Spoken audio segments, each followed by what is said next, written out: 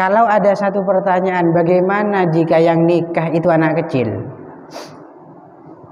atau dewasa tapi junun, gila, edan, reng gila kabin,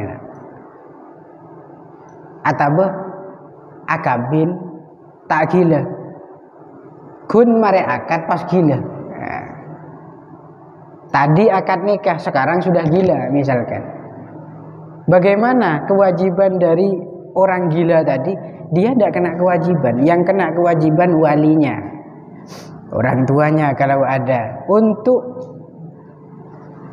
memutar pergantian daripada pemberian hak terhadap istri-istrinya. Berarti yang menjadwal itu bapaknya. Itu mas bedenak anak gila, ndik binimpak, bu hebat ini. Nak anak nikah gila, ndik binimpak.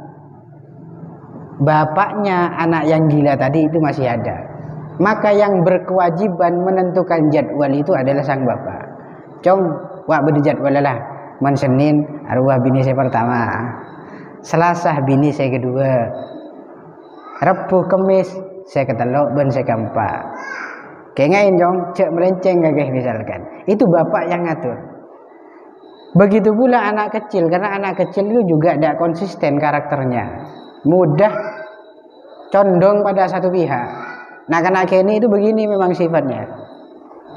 Men badan anak bini akabin empat, berarti anak ini rendik bini empat. Itu biasanya sifatnya anak kecil lebih condong pada orang yang menurut dia itu cocok.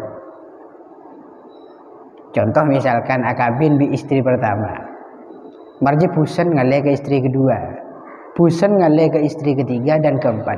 Arempan akal anak-anak ini biasa mele bini terakhir. Kenapa? Lebih muda. Pikirannya yang enak-enak saja. Itu anak kecil. Makanya kita belajar ini sekarang, mendidik kalian yang para cowok dalam bab kosem, mendidik agar sampean itu menjadi orang yang dewasa secara pikiran. Artinya tidak ada perbedaan di antara istri-istri, walaupun yang satunya di situ jelek secara wajah atau tua secara usia, tetap jatahnya harus sama. Kayak ini, mungkin tak mampu sampai dia tak sakal bukan lebih disampaikan 2, 3, 4 dan seterusnya. Pun apabila anak kecil dan orang gila tadi melempeng, berarti tak sesuai aturan, punya istri 4, yang digarap hanya istri yang terakhir saja. Istri pertama, kedua, ketiga itu tidak pernah dikunjungi. Maka yang dosa siapa? Yang dosa adalah walinya, sang bapak yang memiliki anak gila atau anak kecil yang sudah menikah dengan 4 orang istri, 2, 3 atau 4 orang istri tadi. Kemudian yang kedua itu nusus. Nah sekarang bahas nusus. Nusus itu kata tadi maksiat atau durhaka yang muncul dari seorang perempuan kepada seorang suaminya, atau kebencian yang muncul dari seorang wanita terhadap suaminya. Nusus ini kalau dalam Fathul Qoribnya itu min jihatiz zaujah, berarti dari sudut pandang istri. Kenapa?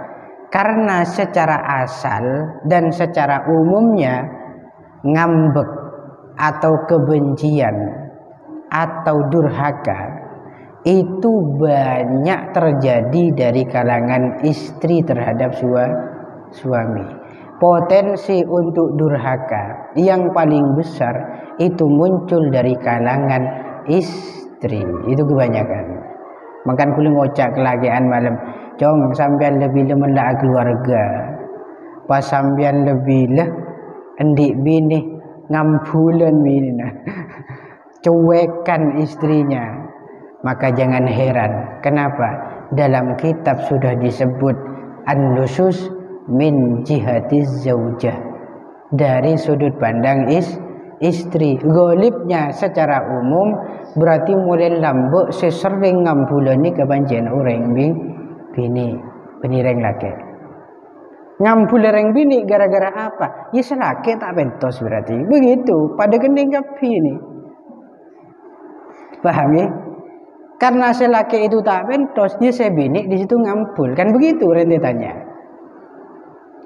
Karena ngampul itu juga masalah. Yang mana masalah tidak mungkin timbul begitu saja.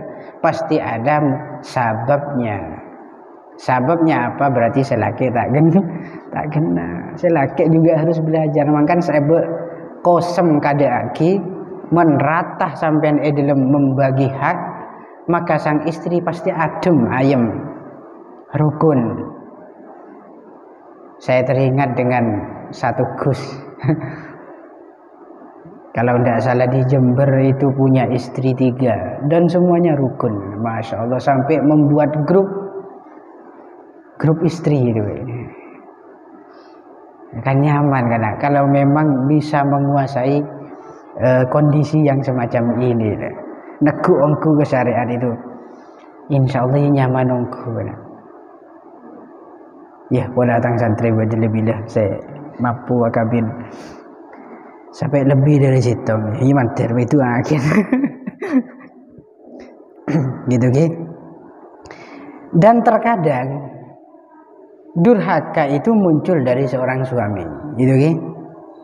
Terus apa yang dimaksud hak yang harus ditunaikan oleh seorang wanita kepada seorang suami ini? Hak yang dimaksud di situ adalah ta'atuhu, taat kepada suaminya. Menbi suaminya diperintah maka harus laksanakan, karena amruz zauj yakun wajiban ala zaujah. Perintah suami kepada istri itu akan menjadikan sebuah kewajiban kepadanya. Reng bini kana melekadung perintah selaki untuk pasah. Senajan pasah itu tidak wajib, tapi kalau suami yang nyuruh maka itu jadi wajib.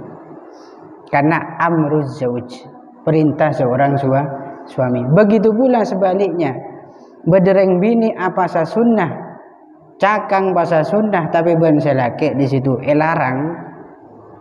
Dek, besok sampean jangan puasa. Kenapa? Ada jatahnya saya nanti, ya misalkan. Sang istri tetap membangkang, tidak mau nurut kata suami, maka dia itu maksiat. Dan dosanya di situ, puasanya di situ haram. Walaupun secara asal di situ sunnah. Yang kedua, wa mu'asyaratuhu bil ma'ruf. Bergaulnya istri dengan suami harus baik. Ini juga mutalazimah ya, okay? Menggelak napanya mana ta'atuh, yaitu sang istri harus taat kepada sang suami, kemudian sang istri harus muasyarah, berhubungan baik dengan sang suami, baik dalam hal ucapan lemah lembut, sebini cek sampai kasar, men bisa busah ki ajarin busah, kemudian dalam bertutur kata, bersikap, berekspresi dan seterusnya, itu harus dilakukan oleh seorang wanita dengan semaksimal mungkin, sebaik mungkin. Apakah bukan untuk seorang suami? Ini juga sama.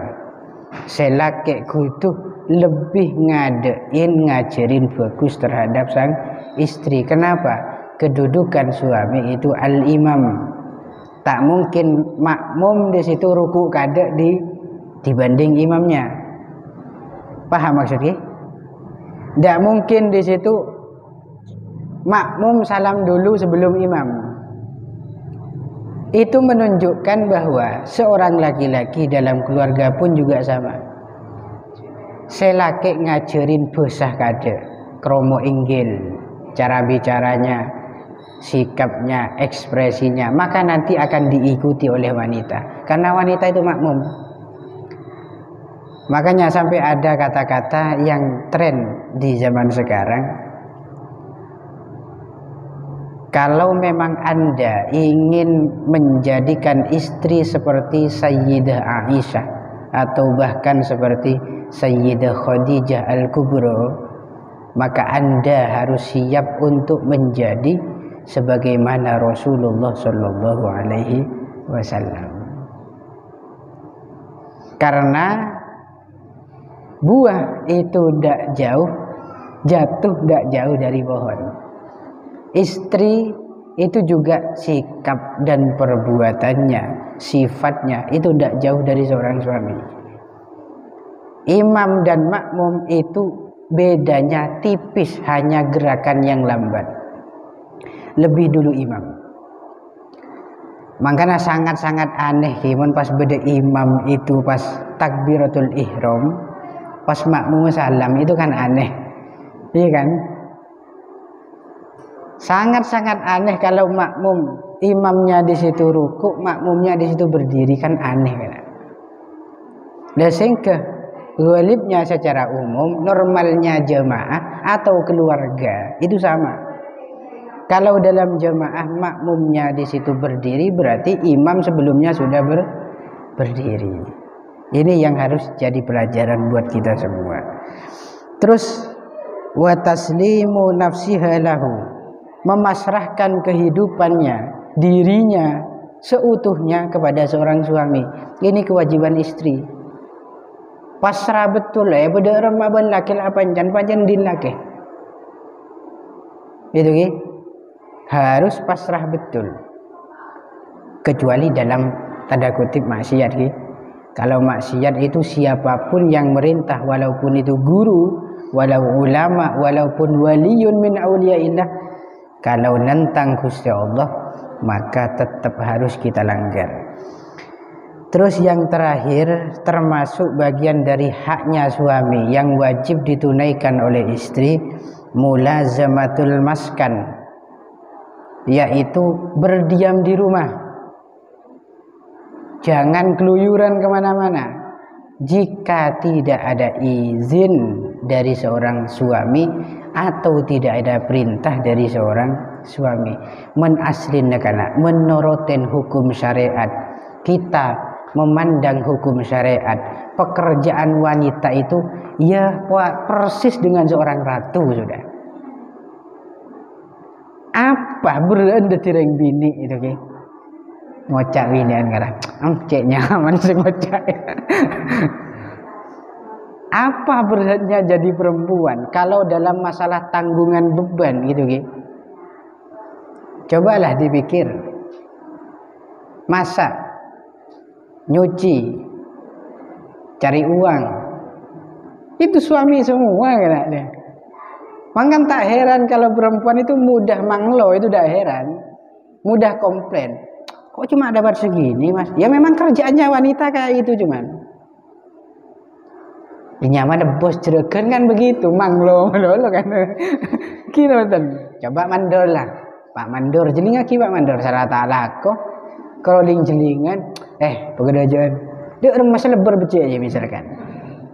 Ngeritik ulah, itu memang kerjaan wanita memang demikian. Secara hukum syariat itu bebannya ya pokok di situ hanya taatlah ke suami. Muasyarah semapan lah dalam bertutur kata, bersikap, menjaga hati, ekspresi. Pas kegandeng dan narungnya tak ada. Maka saya bini sasa. Maka saya bini sedang kadang, masya Allah sebarang kewajiban saya laki terbebankan kepada sang istri. Ya walaupun kalau secara jujur-jujuran dalam Ihya Ulumuddin termasuk min adabil mar'ah, salah sitong adab orang bini sesoleha, yaitu mengurangi beban atau meringankan beban pekerjaan seorang suami. Tapi cuk balik pernyataan ini malah nanti dipahami, oh berarti reng bini saya bagus, lakoh kedibiin reng bini. Sasa kedibiin reng bini, nyuci semuanya pekerjaan suami dilimpahkan kepada istri. Bukan demikian. Nyaman meringankan, nyaman nolongin, dia berarti ngampong. Benyaan saya tolongin. Paham gak maksudnya? beberapa hak dari istri juga ada, dan itu sama saja. Artinya sang suami pokok cek kurang ngajar cek sampai tak entos lah, mari saya bini juga entos. Wallahu a'lam bishawab. Al-Fatihah. Bismillahirrahmanirrahim.